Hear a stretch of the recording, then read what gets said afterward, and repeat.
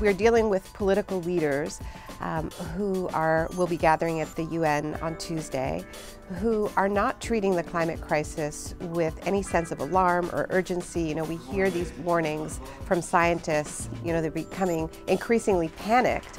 And our politicians sort of pay lip service to how concerned they are about climate change on the one hand, but on the other hand, it's basically drill, baby, drill. I mean, they're opening up all kinds of new frontiers for fracking, for tar sands, for coal. And so people in the streets are going to be expressing their sense of urgency.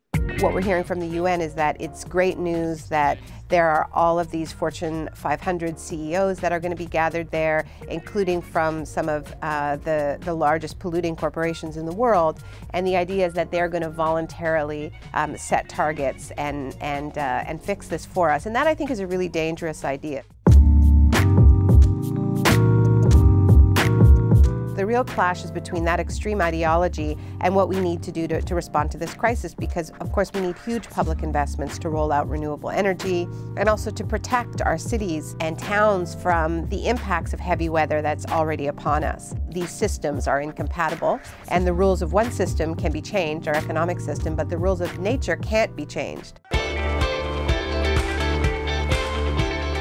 Well, I think there really is a new wave of climate activism, of climate justice activism, and I think that's what I'm most excited about in terms of what's going to be happening in the streets of New York in the coming days. We're really going to be seeing a new wave of climate activists who know who their enemy is. They're not under any illusion that they're going to convince, you know, Shell or BP out of the goodness of their hearts to abandon their core business model, which is to dig up ever more fossil fuels.